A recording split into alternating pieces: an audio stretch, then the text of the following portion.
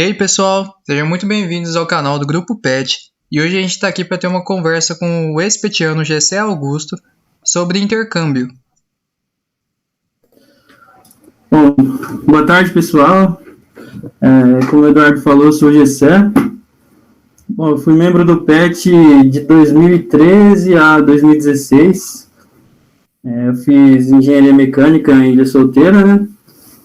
E eu tive a oportunidade também de fazer um intercâmbio no programa Braftec. Então, fui para a França.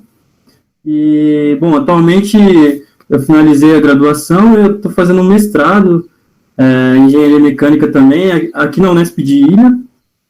Então, primeiramente, como você decidiu qual o momento certo para participar de um intercâmbio? Então, no meu caso, eu descobri sobre o intercâmbio através de um primo meu. Ele fez graduação em Ilha também, o Diego, e ele participou desse programa de intercâmbio, o Braftec. Para quem não conhece, o Braftec ele é um programa da CAPES, de parceria de universidades brasileiras e universidades francesas. Então, tem uma rede de universidades francesas que estão dentro desse programa, e uma rede de universidades brasileiras também, aqui no estado de São Paulo e em todo o Brasil. Então, por esse programa,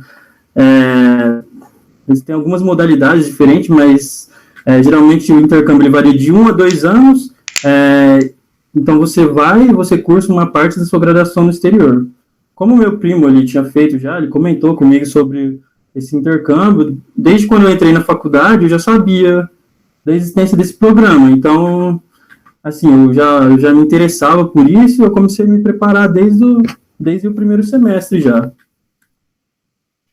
E, assim, apesar de saber desde o início, o programa Braftec, você pode prestar ele só no 6º semestre ou no 7º. Se você entrou no começo do ano, você pode prestar ele no seu 6º semestre. Se você entrou no meio de ano, geralmente é no 7º semestre que você presta o processo seletivo.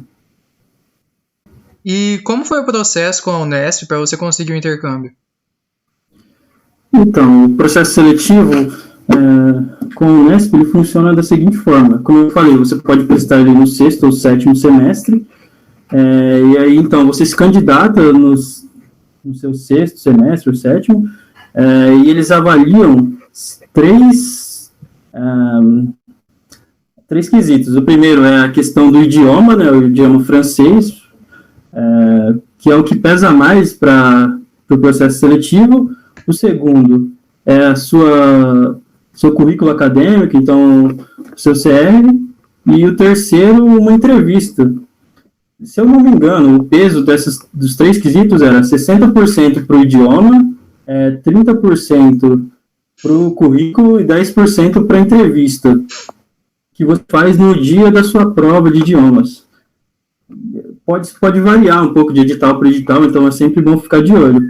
Mas o que, mandava mais no processo seletivo era a proficiência na língua, né? A Unesp exige um nível B1 ou B2, dependendo da universidade que você vai na França. Então, para você se preparar para o processo seletivo da Unesp, o ideal é você começar a estudar o mais cedo possível a língua, né? O francês, a gente não tem muito contato com ele aqui no Brasil. Mas, assim, é uma língua que dá para você aprender, digamos, em um tempo curto, se você se dedicar bastante. E a prova para proficiência da língua, geralmente a Unesp ela fornece, ela faz essa prova. Quando eu fiz essa prova lá na reitoria. Então, fui para São Paulo, a Unesp fretou um ônibus na época, vários alunos foram, prestaram a prova na reitoria, e aí a própria Unesp ela faz essa avaliação e emite a nota depois. Eu não sei como está funcionando hoje em dia, porque esse processo seletivo ele pode variar um pouco, então é sempre bom estar verificando lá no edital. Bom, é isso, então eu participei da prova de proficiência lá em São Paulo, depois eu recebi a nota, né, eu enviei meu currículo também, eles avaliam tudo que você participou na graduação. Então, por exemplo, participar do PET tem conta tantos pontos. Cada semestre de iniciação científica também conta. Estudar o idioma em uma escola conta. Participar de palestras. Então, você tem que colocar tudo que você já fez na faculdade. E o seu CR também. Então conta. Tem vários fatores lá que eles utilizam para dar uma nota para o seu currículo acadêmico. Então, é importante, se você quer prestar esse processo seletivo para o Braftec, você, além de ir muito bem na prova de idioma, né, que é o principal fator, tentar investir bastante no seu currículo acadêmico. E, por último, a entrevista, mas é uma entrevista mais, assim, se conhecerem, saberem as suas motivações. No meu ano, essa entrevista foi em português, com alguns professores coordenadores do projeto Braftec. Eu não sei se é assim todo ano. Na época eu lembro que eu estava em dúvida se essa entrevista seria em francês ou não, porque em alguns anos anteriores o pessoal falou que ela já foi em francês, essa entrevista. Então, varia um pouco de ano para ano. E como foi o processo com a escola na qual foi seu intercâmbio? Então, Eduardo, o processo com a escola francesa, no início do intercâmbio, são os coordenadores do programa Braftec que fazem esse processo com eles. A gente não participa muito. Então, assim, quando você faz o processo seletivo, você escolhe algumas universidades que você tem interesse em ir lá para a França, mas a escolha final, ela é do grupo de coordenadores do projeto. Então, eles sentam, eles avaliam as possibilidades de universidades francesas que tem, e todos os alunos interessados. E aí eles fazem a alocação dos alunos. Então, no meu caso, eu coloquei 3 universidades, não me lembro, eu acho que eu coloquei uma em Grenoble, outra em Lyon, a terceira eu não me lembro bem, mas eu lembro que eles me colocaram em uma universidade que eu não havia escolhido, sabe? Mas para mim acabou sendo interessante, foi uma boa escolha. Eles me colocaram na universidade em Paris, chama Arts et Métiers, a universidade que eu estudei lá.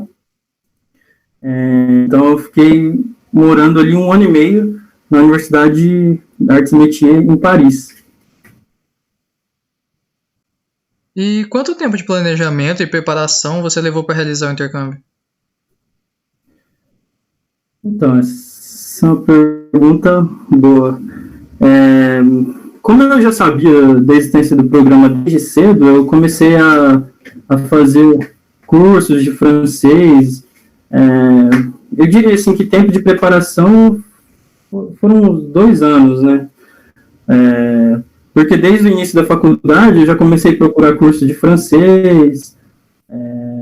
No início, naquela época, a Unesp ela fornecia um curso de francês com professores que eles contratavam lá da França. Então eu lembro que eu tive esse curso durante 2 semestres.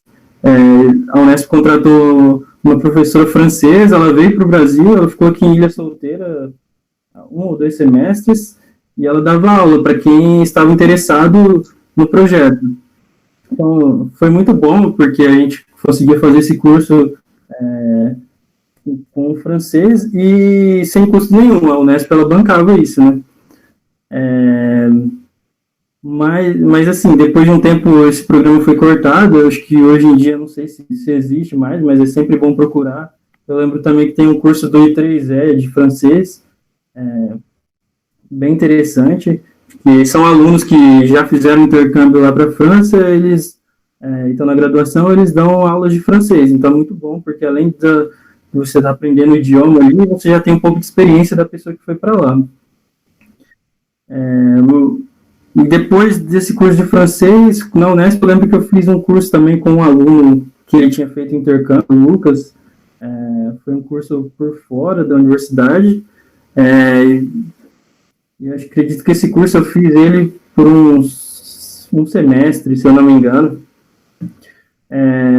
Mas assim, a parte que eu consegui me dedicar mais para o idioma foi no último ano. Assim, eu diria para você, falta 1 ano para para você prestar o processo seletivo. Começa um curso intensivo de francês que dá tempo de você chegar no nível exigido, sabe? Eu comecei 2 anos, mas assim, no início, como faltava muito ainda para chegar no processo seletivo, eu não colocava, tipo assim, eu não estudava tanto francês. Aí depois de 1 ano eu comecei a estudar com mais frequência, e aí foi tranquilo. Daí eu fiz a prova na Unesp, passei. Então, é isso. E como foi sua recepção chegando na França? Foi muito boa a recepção lá. A universidade ela já está bem acostumada a receber alunos estrangeiros, então eles já tinham toda uma infraestrutura de pessoal e para receber os alunos e explicar todos os procedimentos necessários. E também eu morei, quando eu cheguei lá, eu fui morar em um lugar que chama Cidade Universitária. Pode até entrar aí e procurar na internet. Nesse lugar, eles têm vários prédios divididos por países, assim. Então tem a Maison, que eles falam, né? A Maison do Brasil, o prédio do Brasil, tem dos Estados Unidos, do Canadá, Argentina, e é um lugar que é feito exclusivamente para receber estudantes estrangeiros. Então, bastante gente que fazia graduação, mestrado lá, doutorado, morava nesse lugar, essa cidade universitária. Tinha mais de 100 nacionalidades diferentes ali, era muita gente diferente, todos estudantes, então é um acolhimento assim, muito bom, sabe? Você está em um ambiente extremamente multicultural e com pessoas que estão ali para estudar também, então eles tinham toda uma infraestrutura para receber todo mundo. Eu morei na época, eu cheguei, eu comecei a morar na Maison do Brasil, só que eles, como a gente é aluno da graduação, eles tentam misturar um pouco, então eles me mandaram depois para a Maison da Argentina. Então eu morei praticamente todo o período ali, 1 ano, na Maison da Argentina, né? Eles fazem isso justamente para misturar os alunos, para você não ficar falando só português ali, né, no prédio do Brasil, né, que você vai encontrar bastante brasileiros, mas você se forçar a aprender o idioma. E tinha também muitos eventos culturais para você aprender sobre a cultura de outros países, trocar experiências. Na universidade também, eles receberam a gente muito bem lá. Para você ter uma ideia, praticamente na turma da Universidade Francesa lá, eu diria que uns 50% dos alunos, numa turma de 40 alunos lá, 50% seriam alunos estrangeiros, a maioria vindo do Brasil, Colômbia, tinha mexicanos também, mas a maior parte eram brasileiros e colombianos. Então, a escola já estava muito bem adaptada para receber esses alunos. E isso foi muito bom. Eles tinham eventos para integrar, por exemplo, os alunos de diferentes culturas com os alunos franceses mesmo. Foi um ambiente muito legal. E por último, como que foi a sua experiência e onde e como ela te ajudou na sua carreira? Então, vamos lá. Eu vou resumir então um pouco da minha experiência lá. Bom, eu passei 1 ano e meio lá na França. Eu cheguei, eu fiz 1 ano cursando disciplinas ali na Universidade Francesa, Arts et Métiers, em Paris, e depois eu fiz um estágio de 6 meses, e esse estágio depois ele foi estendido um pouco. Na verdade foram, eu diria, 9 meses de disciplina, porque cursando algumas disciplinas, e 9 meses de estágio, porque por conta de férias e tal. Então, para mim foi muito bom o período de cursar disciplinas ali na França, porque o curso que eu fiz lá foi um curso era um pouco diferente, engenharia generalista. Então, esse curso, ele envolvia, além de disciplinas da mecânica, ele envolvia bastante disciplinas da área de produção, gerenciamento de produção. Então, um semestre praticamente foi focado em disciplinas mais de engenharia de produção, e um outro semestre mais focado em disciplinas da área de engenharia mecânica. Eu diria assim, que isso agregou muito à minha formação. Eu estava mais acostumado com uma formação da área de engenharia mecânica, então lá eu pude fazer algumas disciplinas que são da área de engenharia de produção, que agregaram para a minha formação profissional, e pude também ter aula da área de engenharia mecânica com professores diferentes, com estruturas diferentes. Eu acredito que a estrutura ali das universidades francesas de ensino mudou bastante a minha forma de pensar a engenharia. A minha formação, ela me permitiu me adaptar bem.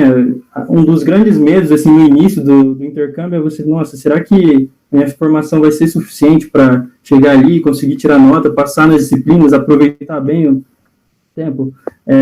Mas isso é uma coisa que todo mundo que vai para lá sente, que a gente tem uma formação muito boa aqui, então a gente consegue aproveitar bem lá as disciplinas. A gente tem a oportunidade de participar de projetos ali com áreas um pouco diferentes da que a gente está acostumado aqui, como, por exemplo, lá eu lembro que a gente tinha uma disciplina bem recente que era a parte de fabricação aditiva, utilizando, por exemplo, impressoras 3D. Eu lembro que a gente teve um curso bem denso sobre isso, no qual a gente pôde aprender bastante. É um tema recente, e lá eles tinham bastante máquinas de impressão 3D bem modernas. Isso agregou bastante a minha formação.